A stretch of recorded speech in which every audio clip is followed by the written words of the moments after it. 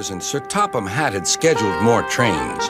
Gordon, the big engine, had to work harder than ever before. "Come on," he called to the coaches. "Come on, come on, come on!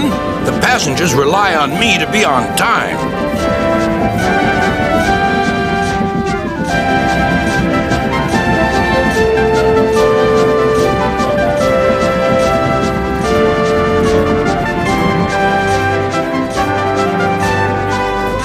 Whenever Gordon finished one journey, it was time for another to begin.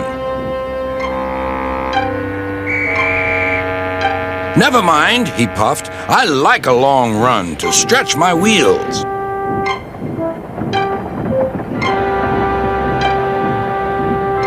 Even so, Sir Topham had decided that Gordon needed a rest. "James shall do your work," he said kindly. James was delighted. He liked to show off his smart red paint and was determined to be as fast as Gordon.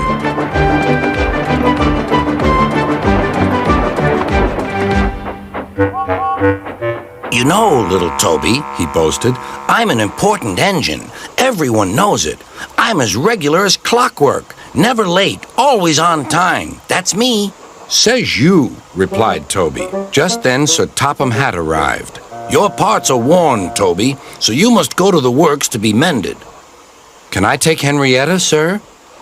"No. What would the passengers do without her?" Toby saw Percy by the water tower. "Don't worry, Toby. I'll take care of Henrietta until you get back."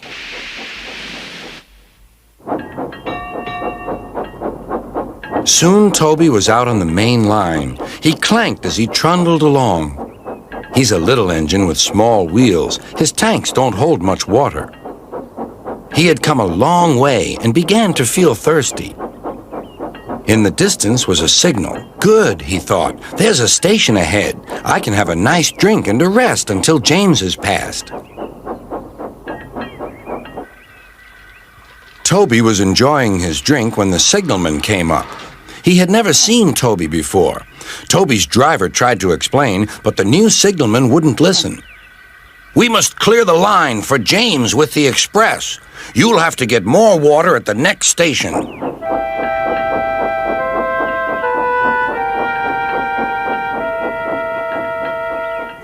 Hurrying used a lot of water and his tanks were soon empty. Poor Toby was out of steam and stranded on the main line. "We must warn James," said the fireman. Then he saw Percy and Henrietta. "Please, take me back to the station. It's an emergency." Henrietta hated leaving Toby. "Never mind," said Percy. "You're taking the fireman to warn James. That's a big help." Henrietta felt much better. James was fuming when he heard the news. "I'm going to be late." "My fault," said the signalman. "I didn't understand about Toby." "Now, James," said his driver, "you'll have to push Toby." "What, me?" snorted James. "Me? Push Toby and pull my train too?" Grumbling dreadfully, James set off to find Toby.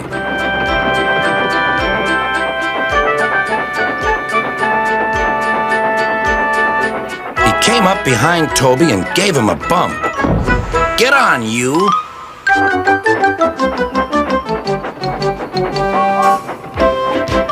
James had to work very hard.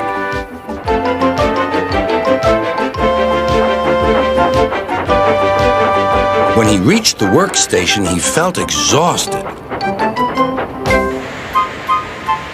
Some children were on the platform. "Coo! The express is late, and it's got 2 engines. I think James couldn't pull it on his own, so Toby had to help him." "Never mind, James," whispered Toby. "They're only joking." "Huh," said James. Toby just smiled. It was a beautiful morning on the island of Sodor. Thomas the Tank Engine's blue paint sparkled in the sunshine as he puffed happily along his branch line with Annie and Clarabel. He was feeling very pleased with himself.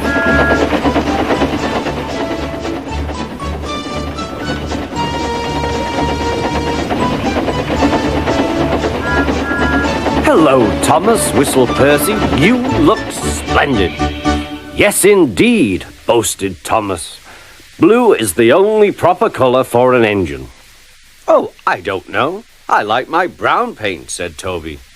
I've always been green. I wouldn't want to be any other colour either, added Percy.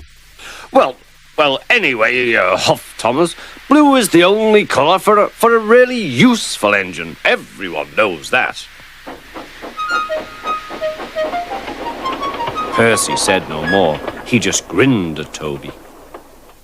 Later, Thomas was resting when Percy arrived. A large hopper was loading his trucks full of coal. Thomas was still being cheeky. Careful, he warned. Watch out with those silly trucks. Go on, muttered the trucks. And by the way, went on Thomas, those buffers don't look very safe to me. The last load poured down. Help! I'm choking! Cried Thomas. Get me out! Percy was worried, but he couldn't help laughing. Thomas's smart blue paint was covered in coal dust from smoke box to bunker. Ha ha, chuckled Percy. You don't look really useful now, Thomas. You look really disgraceful. I'm not disgraceful, choked Thomas. You did that on purpose. Get me out.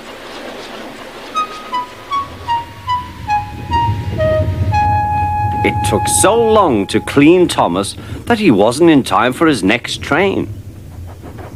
Toby had to take Annie and Clarabel. Poor Thomas, whispered Annie to Clarabel. They were most upset.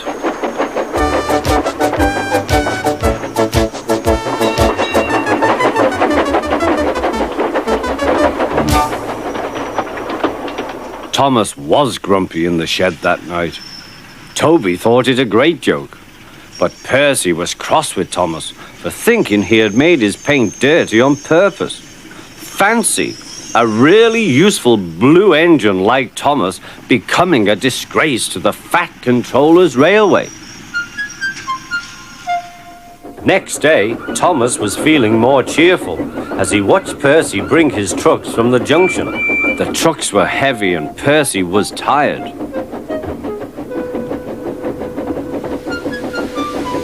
Have a drink, said his driver, then you'll feel better. The water column stood at the end of the siding with the unsafe buffers. Suddenly, Percy found that he couldn't stop. The buffers didn't stop him either. Oh, wailed Percy, help! The buffers were broken and Percy was wheel deep in coal. It was time for Thomas to leave. He had seen everything. Now Percy has learned his lesson too, he chuckled to himself.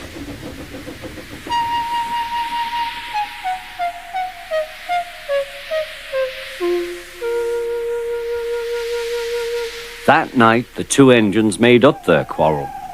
I didn't cause your accident on purpose, Thomas, whispered Percy. You do know that, don't you? Of course, replied Thomas, and I'm sorry I was cheeky. Your green paint looks splendid again too. In future, we'll both be more careful of coal.